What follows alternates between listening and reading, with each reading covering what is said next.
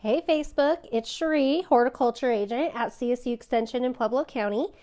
Coming on Facebook Live to talk to you a little bit about houseplants today. We're all stuck at home with our houseplants, so I figured it would be a good time to pay a little bit of attention to them. And we want to see your favorite houseplant, so drop in the comments a picture or the name of your favorite houseplant that you have. So, here's some of my houseplants. I only do easy plants. If a plant is finicky, it cannot live with me. So all of these plants I'm going to show you today are easy. Houseplants are great to have in the house. They have been proven to clean the air, especially this peace lily here. They increase happiness, they increase productivity. So if you're working from home, it's really great to have the houseplants in your house. Brings a little bit of the outside in this time of quarantine. So some general stuff about houseplants. We're going to go over some general care. Now, watering the houseplants, there's no rule. I can't tell you how often you should water or when, but it just depends on the environment and on the plant. So generally, you're going to want to stick your finger down into the soil to your first knuckle. That's about an inch, and see if it's dried out. If it is, generally that's a time to water your houseplants. Something like this cactus, it's going to want to dry out all the way 100% in between waterings. So you're going to want to water that a lot less than you would some of these other plants, which I'll go over the identity of these plants here in just a second.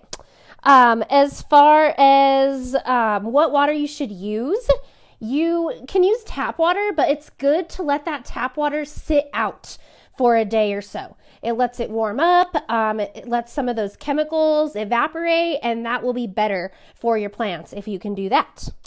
As far as fertilizing goes, you should fertilize during the growing season, so spring to fall. Whatever fertilizer you want to use, whatever general use fertilizer, you should just read the instructions and follow the label. Usually you're going to want to dilute that fertilizer to about half strength, if possible, before you use it on your houseplants. Now, light is important. Light can be direct or light can be indirect. Indirect light can still be bright. That just means that the sun's rays aren't actually hitting your plant. So pay attention to that definition. Some plants are low light, some plants are high light. So you just have to learn about your plant. The bottom line here is get to know your plant. Google it. Take some notes about things that you notice, or contact us at the extension office and let us help you figure it out. It's good to know exactly what your plant needs before you try to take care of it.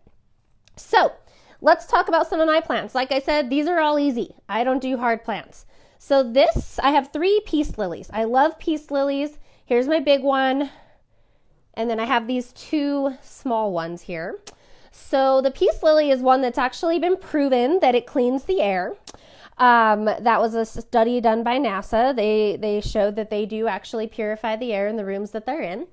They are super easy to grow. They will tell you when they need water. These are all pretty freshly watered, but they will start to definitely droop. And once you start to see that droop, you know you need to water. And that's really when I know to water my peace lilies. Now, this big one you can see has some damage on its leaves. And that damage is because it lives in a very high traffic area in my house. It's always getting bumped into by my kid and my dogs, always rubbing against the wall. That's not ideal. That's why these leaves look like that. So it could probably use a trimming. This one down here, it needs cut off. It's got to go. So I do have some pruning to do on this guy, and it could probably have a better home, but it is where it is for now. These are the same kind of plant. They're just much smaller. So these 2 peace lilies used to be the same plant, and then I split them up last summer. So I took it out of its pot, I kind of loosened the roots, and I cut it down the middle and made it into 2 plants and repotted those 2 plants. So now I have 2 peace lilies where I used to have 1 super overcrowded. You want to do that every so often. If you find that your plants are getting kind of overcrowded, if you're watering all the time and your plant is just sucking up water like crazy, that's a good indication that you need to split it. That's why I ended up splitting these 2 plants. So the next plant is this spider plant. Super common. A lot of you probably have this at home. Super easy to grow. It's one that you want your soil to dry about 1 inch in between waterings. With a long leafed plant like this, you'll see that your tips can get brown. And this will happen less if you leave your water to sit out in the watering can for a day. That way it's warmer. That will help if it's not super cold coming out of your tap. And then letting some of those chemicals that are in there just from the treatment process and stuff evaporate out will help with the tips not turning brown quite so much. So I just started doing that, and it's getting a little bit better, but I still do have some browning, and also this one definitely needs trimmed as well. The next plant I want to show you is one of my newer plants over here. This is called a blushing philodendron.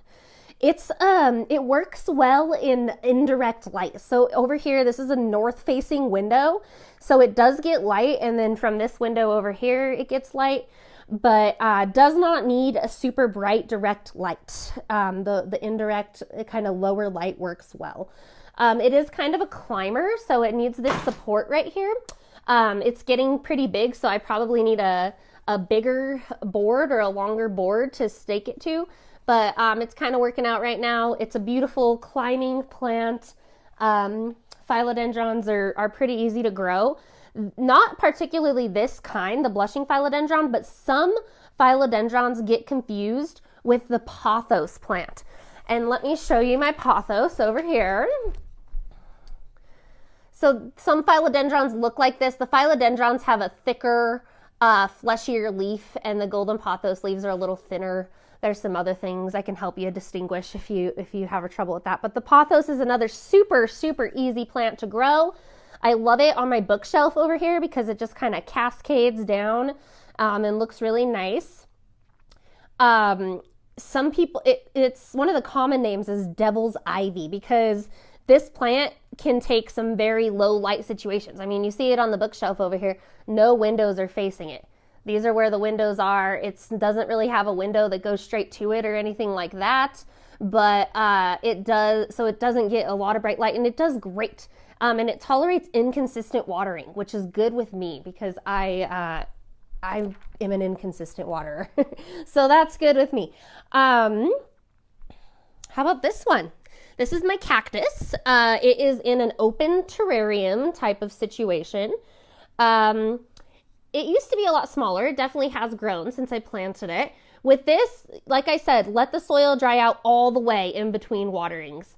Bright light, direct or indirect, is best for a cactus like this. There used to be some other succulents in here, and unfortunately they died. So it happens, it happens to the best of us. Don't worry. So anyway, those are some of my favorite houseplants. Like I said, I want to see your houseplants. Drop a picture in the comments or tell us what your favorite plant is. If you guys have any houseplant questions, drop those in the comments too. And stay tuned for more Facebook Live videos.